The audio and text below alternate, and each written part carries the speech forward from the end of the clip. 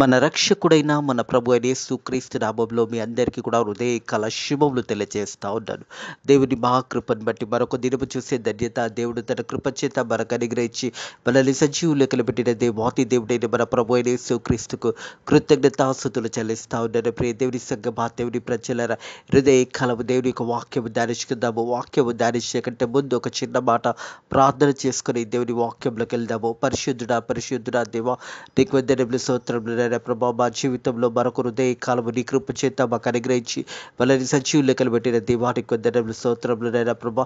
ఇంతవరకు మనల్ని కాపాడి మనల్ని పోషిస్తూ మనల్ని దీవిస్తున్న దేవానికి వందనములు, స్తోత్రములు హృదయ కాలము నీ వాక్యము ధ్యానించబోతుండగా వాక్యము అయిన దేవా, మా అందరితో వాక్యము ద్వారా మాతో మాట్లాడి మనల్ని బలపరిచి ముందుకు నడిపించమని యేసుక్రీస్తు నామములో ఈ ప్రార్థన అడిగి వేడుకుంటున్నాము తండ్రి. ఆమేన్. దేవునికి మహిమ ఘనత చెందునుగాక. ప్రియ దేవుని సంగమా, దేవుని ప్రజలరా, హృదయ కలం ఎఫెసీయులకు రాసిన పత్రిక 3వ అధ్యాయం 1వ వచనం నుంచి 6వ వచనం వరకున్న వాక్య భాగం ధ్యానించబోతా ఉన్నాము. ఎఫెసీయులకు రాసిన పత్రిక 3వ అధ్యాయము 1వ వచనం నుంచి 6వ వచనం వరకున్న వాక్య భాగాన్ని ధ్యానించబోతా ఉన్నాము. అపోస్తుడైన పౌలు ఆ బంధకంలో నుంచి, ఆ రోమా సైన్యము, ఆ బంధకంలో నుంచి ఈ పత్రిక రాసి ఉన్నాడు. ప్రియ దేవుని సంగమా, దేవుని ప్రజలరా, మొదటి అధ్యాయంలో చూసినట్టయితే సంఘం అంతా కూడా ఐక్యంగా ఉండాలనే ఉద్దేశంతో మొదటి అధ్యాయం ద్వారా మనకు తెలియజేశాడు. 2వ అధ్యాయంలో సంఘము ఏ రీతిగా నడుచుకోవాలో, ప్రభు అయిన యేసుక్రీస్తు వల్ల మన పాపాలన్నీ కూడా క్షమించబడి మనం తిరిగి బ్రతికి ఉన్నాము అనే మాట జ్ఞాపకం చేస్తూ 2వ అధ్యాయంలో సంఘము ముందుకు ఏ రీతిగా నడిపించాలన్న ఉద్దేశము అపోస్తుడైన పౌలు తెలియజేస్తూ ఉన్నాడు. ఈ 3వ అధ్యాయంకి వచ్చినట్టయితే ప్రియ దేవుని సంగమా, దేవుని ప్రజల అన్య జనులకు సువార్త ప్రకటించుట. ఈరోజు ఉదయకాలం ఈ మాటలు ఇచ్చిన ప్రియ దేవుని సంగమా, దేవుని ప్రజలరా, మనం కూడా అన్యజనులమై ఉన్నాము అనే సత్యాన్ని జ్ఞాపకం చేసుకోవాలి.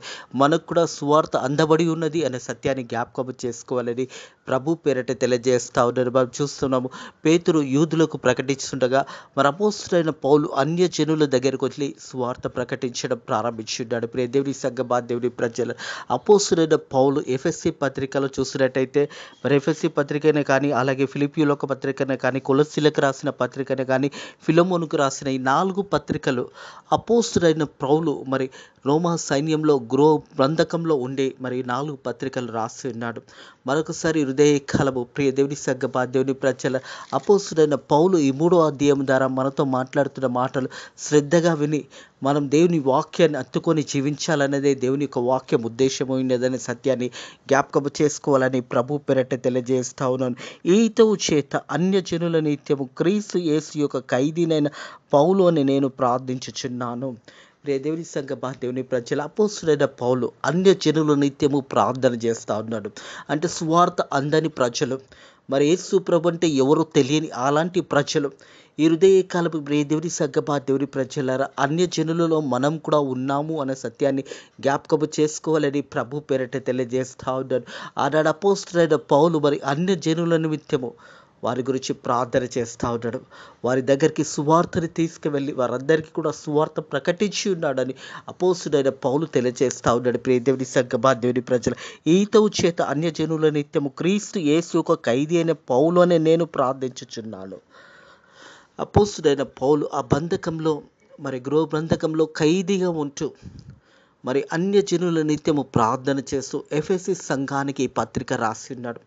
ఎఫెసీలో ఉన్న పరిశుద్ధుల గురించి, ఎఫెసీలో ఉన్న సంఘ సవాసం కలిగిన విశ్వాసుల గురించి, అందరి గురించి ఈ పత్రిక రాస్తూ సంఘము ఏ రీతి అయితే ముందుకు నడిపించాలో, సంఘం ఏ రీతి అయితే బలపరచబడాలో, ఈ యొక్క అంశాలన్నీ కూడా అపోస్తుడైన పౌలు ఈ పత్రిక ద్వారా ఎఫెసీ సంఘంలో ఉన్న ప్రజలకు తెలియజేస్తూ అదే రీతి అన్యజనుల నిత్యము ప్రార్థన చేస్తూ ఉన్నాడు.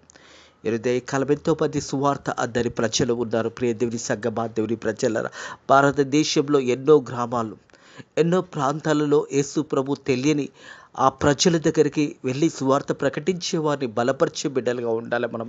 అపోస్తుడైన పౌలు కూడా ఆ సమయంలో అన్యజనుల నిత్యం ప్రార్థన చేస్తూ ఉంటాడు. ప్రియ దేవుని సంగమా, దేవుని ప్రజలరా, ఎంతోమంది సువార్త అందక, ఎంతోమంది యేసు ప్రభు ఎవరో తెలియక ఎంతోమంది నశించిపోతున్న ఆ ప్రజలను రక్షించాలంటే ప్రతి ఒక్కరి బాధ్యత అయి ఉన్నదనే సత్యాన్ని జ్ఞాపకం చేసుకోవాలి. ఏ ఒక్కరూ నశించడము దేవుని చిత్తము కాదు.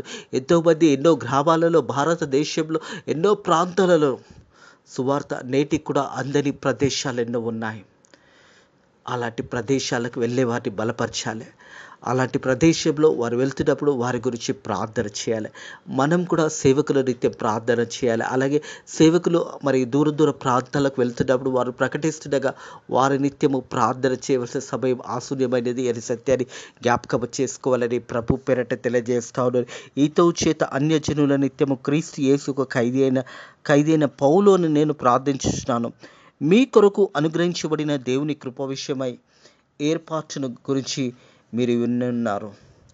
దేవుని యొక్క కృప హృదయ కలప ప్రియ దేవుని సగ్గబా దేవుని ప్రజలారా, మనం ఏమై ఉన్నామో మన ప్రభు అయిన యేసుక్రీస్తు యొక్క కృప వలనే ఉన్నాము. మనం సజీవ లెక్కలు ఉన్నాము అంటే మనం గొప్పవారమని కాదు, మంచి ఆరోగ్యం అని కాదు, కానీ దేవుని ఉచితమైన కృప చేత దేవుడు మనకు అవకాశం ఇస్తూ ఉన్నాడు. ఇంకా మనలో ఉదయంలో రక్షణ అనుభవం లేదేమో, ఇంకా యేసు ప్రభుని సొంత రక్షకుడుగా నువ్వు అంగీకరించలేకపోతున్నావేమో, ఇంకా నువ్వు లోకానుసారంగానే జీవిస్తున్నావేమో. హృదయకాలం యేసు ప్రభు మరొకసారి నీకు తెలియచేసిన మాట, నీ పాపంలో ఆ కలవరి సిలువలో కొట్టివేయబడి ఉన్నాయి. హృదయకాలం నువ్వు ఏసయ్య దగ్గరకు వచ్చి, ఏసయ్య నేను పాపం చేసిన నా పాపంలో క్షమించు అంటే చాలు, ఏసయ్య తండ్రి కుడి పార్శ్వంలో కూర్చొని నీ పాపాలు క్షమించడానికి సిద్ధంగా ఉన్నాడని సత్యాన్ని జ్ఞాపకం చేసుకోవాలి. ఇక్కడ అపోస్తుడైన పౌలు కూడా అన్యజనుల గురించి తెలియజేస్తూ, మీకు అనుగ్రహించబడిన దేవుని కృప విషయమై, మీకు అనుగ్రహించిన దేవుని కృప విషయమై, హృదయకాలం దేవాది దేవుని కృప మన పక్షాన ఉన్నదే. దేవుడు మన పట్ల అనుగ్రహించిన కృప విషయమై, ఏర్పాటు విషయమై మరి గూర్చి మీకు విని ఉన్నారు. మీరందరూ కూడా సువార్త వింటున్నారు. మనం అందరం కూడా మన దేవుని యొక్క సువార్త వింటా ఉన్నాము. ఆ సువార్త ప్రకారం మనం నడుచుకుంటున్నామా లేదా ఒక్కసారి మనల్ని మనం పరిశోధించుకోవాలని ప్రభు పేరిట తెలియజేస్తాను. కేవలం క్రైస్తవులని చెప్పుకొని, క్రైస్తవ నాయకులని చెప్పుకొని, లేదా సంఘ పెద్దలని చెప్పుకొని చలామణవుతున్నారా? ఒకసారి ఆలోచించండి. ఏ భేదం లేదు, అందరూ పాపం చేసి దేవుడు అనుగ్రహించిన మహిమను పొందలేకపోతున్నారని రోమా 3:23 అంటున్నది. అలాగే దేవుని ఉచితమైన కృపచేత ప్రతి ఒక్కరు కూడా మరి దేవుని యొక్క కృపలో వారి పాపములు క్షమించబడి ఉన్నారనే సత్యాన్ని కూడా జ్ఞాపకం చేయబడుతుంది. రోమియోలకు రాసిన పత్రిక 3వ అధ్యాయం 24వ వచనం చూసినట్టయితే, రోమియోలకు రాసిన పత్రిక 3వ అధ్యాయం 24వ వచనం చూసినట్టయితే,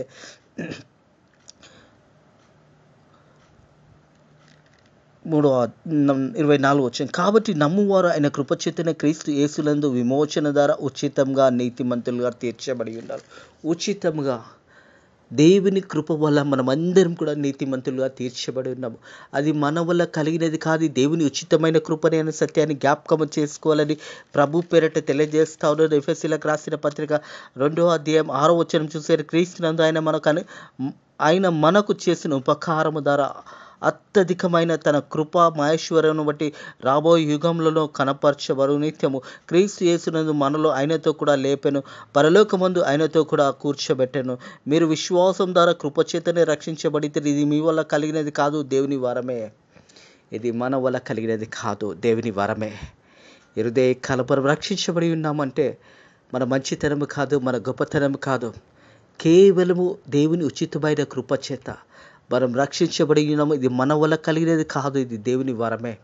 హృదయ కలము మనం అందరం కూడా రక్షించబడుతున్నామంటే అది దేవుని వరమే అనే సత్యాన్ని జ్ఞాపకం చేసుకోవాలని ప్రభు పేరట తెలియజేస్తా ఉన్నాడు. ప్రియ దేవుని సంగమా, దేవుని ప్రజల అన్య జనుల నిత్యం అపోస్తుడైన పౌలు ప్రార్థన చేస్తూ వారికి తెలియజేస్తాడు, మీ కొరకు అనుగ్రహించిన దేవుని కృప విషయమై ఏర్పాటును మీరు విని ఉన్నారు. ఎట్లనగా క్రీస్తు మర్మము దైవ దర్శనం వల్ల నాకు తెలియచేయబరచబడినది అనే సంగతిని గురించి మున్పు సముఖంగా రాసి తినే. యేసు ప్రభు దేవాది దేవుడు అపోస్తుడైన పౌలును ఏర్పాటు చేసుకునే విధానం చూస్తే అపోస్తుల కార్యంలో ఉంటుంది. ప్రియ దేవుని సంగమా, దేవుని ప్రజల అపోస్తుల కార్యంలో మనం చూసినప్పుడు 9వ అధ్యాయంలో దేవాది దేవుడు మరి ఆ సమయంలో సౌలుగా ఉన్నప్పుడు ఆ ప్రత్యేకతను ప్రభు అయిన యేసుక్రీస్తు సౌలుగా ఉన్నప్పుడు దేవాది దేవుడు మన ప్రభు అయిన యేసుక్రీస్తు సౌలుకు కనపరుచుకున్నాడు. సౌలా సౌలా నువ్వు ఎందుకు నన్ను హింసిస్తున్నావు అని పలికిన మాట, నువ్వు ఎవరు ప్రభువా అని అప్పుడు సౌలు అడిగిన ప్రశ్న. ప్రియ దేవుని సంగమా, దేవుని ప్రజలరా, ఆనాడు సౌలును ఏర్పాటు చేసుకున్నాడు. సౌలు పౌలుగా మారినప్పుడు అన్యజనులకు సువార్త ప్రకటించిన విధానం జ్ఞాపకం చేస్తూ ఈ మాటలు జ్ఞాపకం చేస్తాను. ఎట్లనగా క్రీస్తు మర్మము దైవ దర్శనం నాకు తెలియపరచబడిన సంగతి గురించి మున్పు మీకు సమక్షంగా రాసి తిని మీరు దానిని చదివిన ఎడల దానిని బట్టి క్రీస్తు మర్మం గురించి నాకు కలిగిన జ్ఞానం గురించి గ్రహించగలరు. క్రీస్తు యొక్క మర్మము ప్రభు అయిన యేసు క్రీస్తు సౌలుని పౌలుగా మార్చి ఉన్నాడు. హృదయ కలపి మాటలు ఇటుట ప్రియ సహోదరుడ, ప్రియ సహోదరి, మన ఆత్మీయ జీవితం కూడా ఒక సాక్ష్యం కావాలి. మన ఆత్మీయ జీవితంలో కూడా మనం కూడా మారు మనసు కలిగి జీవించాలి. మనం యేసు ప్రభుని సొంత రక్షకుడుగా అంగీకరించుకున్నప్పుడు పాత జీవితాన్ని, రోత జీవితాన్ని సమాధి చేసి, ఇదిగో పాతదంతా కూడా గతించిపోయింది, ఇదిగో సమస్తము కొత్తదైనదే.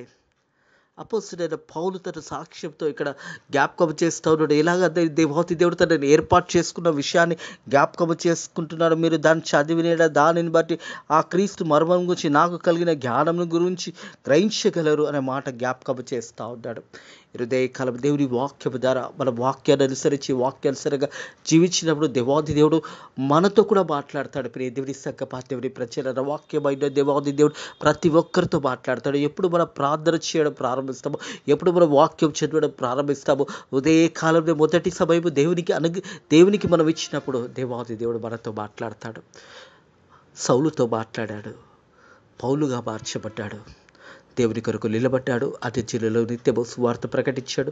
అన్యజనులకు సువార్త ప్రకటించి అనేక మందిని యేసు ప్రభు దగ్గరికి నడిపించాడు. ఈ సమయంలో ఈ పత్రికను కూడా మనం గమనించినట్టయితే ఆ చిరసాలలో, ఆ బంధకంలో, ఆ గృహబంధకంలో ఉండే అపోస్తుడైన పౌలు ఈ పత్రిక రాసి నడిపిన దేవుని సంగమా, దేవుని ప్రజలారా, ప్రతి ఒక్కరు కూడా రక్షణ పొందుకోవాలి. ప్రతి ఒక్కరు కూడా ప్రభు అయిన యేసు క్రీస్తే నిజమైన దేవుడు అని తెలుసుకోవాలని అపోస్తుడైన పౌలు మన సమయంలో ఎఫెసీలో ఉన్న ప్రజలకు, సంఘానికి, అదే రీతిగా మనకు కూడా తెలియజేస్తున్న మాట, యేసే మార్గమై ఉన్నాడు. యేసు ప్రభు తప్ప వేరే మార్గం మనకు లేదు. అందుకే అంటున్నాడు కదా, యోహాను సువార్త 14వ అధ్యాయం 6వ వచనంలో చూసినట్టయితే, యోహాను సువార్త 14వ అధ్యాయము 6వ వచనం చూసినట్టయితే, నేనే మార్గము, నేనే సత్యం అనే మాట జ్ఞాపకం చేస్తూ ఉన్నాడు. ప్రియ దేవుని సంగమా, దేవుని ప్రజలరా,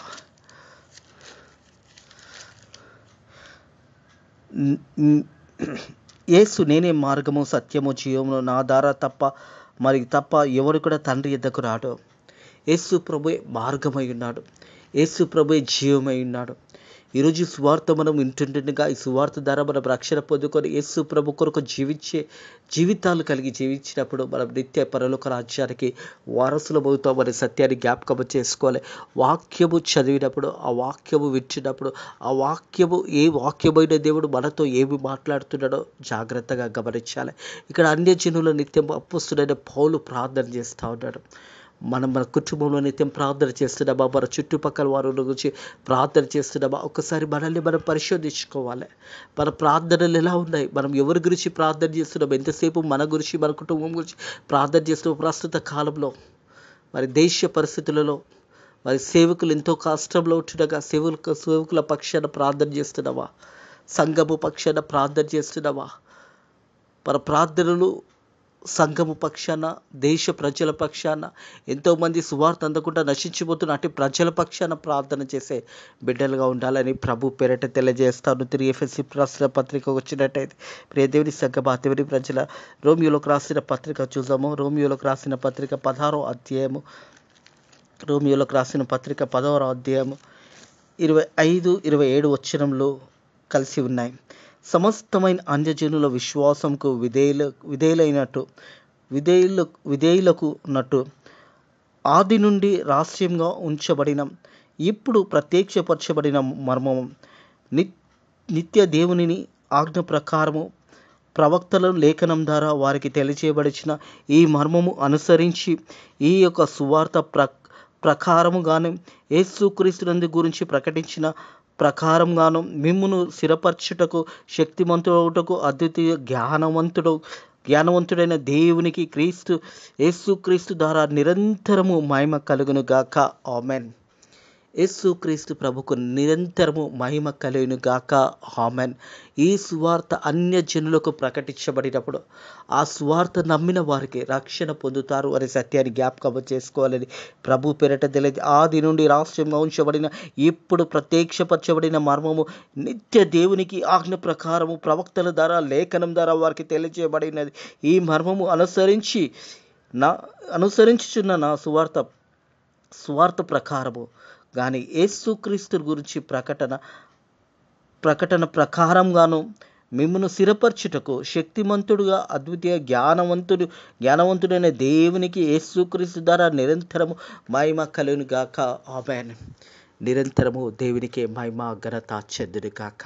ప్రియ దేవుని సంగమా, దేవుని ప్రజలారా, దేవుని వాక్యం ఇచ్చిన మనం అందరం కూడా ఆ సత్యవాక్యముని, ఆ వాక్యము ద్వారా మనం శక్తిమంతులమై అనేకులకు సువార్త ప్రకటించే బిడ్డగా, అనేకులకు దేవుని యొక్క వర్మములు తెలియజేసే బిడ్డలుగా ఉండాలనేది దేవుని యొక్క వాక్యం తెలియజేస్తాడు. అందుకే మార్కు సువార్తలో జ్ఞాపకం చేస్తాడు, సర్వలోకానికి వెళ్ళి సర్వ సృష్టికి సువార్త ప్రకటించండి. ప్రతి ఒక్కరి బాధ్యత.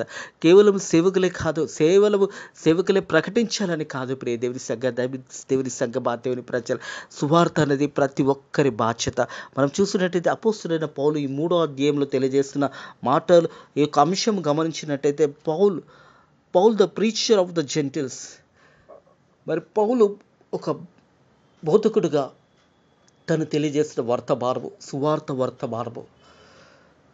మనం కూడా ప్రతి ఒక్కరు కూడా సువార్త ప్రకటించవలసిన అవసరం ఉన్నదనే సత్యాన్ని జ్ఞాపకం చేసుకోవాలి. Paul the preacher of the జెంటిల్స్.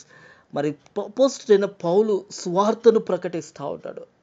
ఆ రీతిగా మనమందరం కూడా సువార్త ప్రకటించే బిడ్డలుగా ఉండాలనేది దేవుని యొక్క వాక్యమై ఉద్దేశమై ఉన్నదనే సత్యాన్ని జ్ఞాపకం చేసుకోవాలి. తిరిగి ఎఫెసీయులకు రాసిన పత్రికకు వచ్చినట్టయితే 5వ వచనం, ఈ మర్మం ఇప్పుడు ఆత్మ మూలంగా దేవుని పరిశుద్ధులకు అపోస్తులకు ప్రకటనలు ప్రవక్తలకు బయలుపరచబడి ఉండుగా. ప్రియ దేవుని సంగమా, దేవుని ప్రజలారా, ఇది మన అపోస్తులకు అలాగే ప్రకటించే వారికి ఈ యొక్క వర్తమానం అందించబడి ఉన్నదనే సత్యాన్ని జ్ఞాపకం చేయబడుతుంది.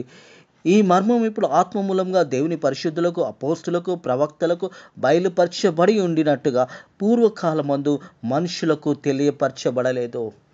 పూర్వకాలమందు మనుషులకు తెలియజేయబడలేదు. కానీ అపోస్తలుడైన పౌలు కాలంలో, ప్రియ దేవుని సంగమా, దేవుని ప్రజల మరి ఆ కాలంలో చూస్తాం. అలాగే ఓల్డ్ టెస్ట్మెంట్లో చూస్తాం, ఎంతోమంది ప్రవక్తలు ప్రకటించారు. కానీ యేసు ప్రభు ఒక సువార్త వర్తమానం అనేది ఆ కాలంలో ప్రకటించబడలేదు. కానీ అపోస్తలుడైన పౌలు ఆ సమయంలో మరి యేసు ప్రభు శిష్యుల ద్వారా సువార్త ప్రకటించబడి ఉండేదనే సత్యాన్ని జ్ఞాపకం చేయబడుతుంది. అందుకంటే ఈ మర్మం ఇప్పుడు ఆత్మమూలంగా దేవుని పరిశుద్ధులకు అపోస్తులకు ప్రవక్తలకు బయలుదేరబడినట్టుగా పూర్వకాలమందు మనుషులకు తెలియజేయబడి.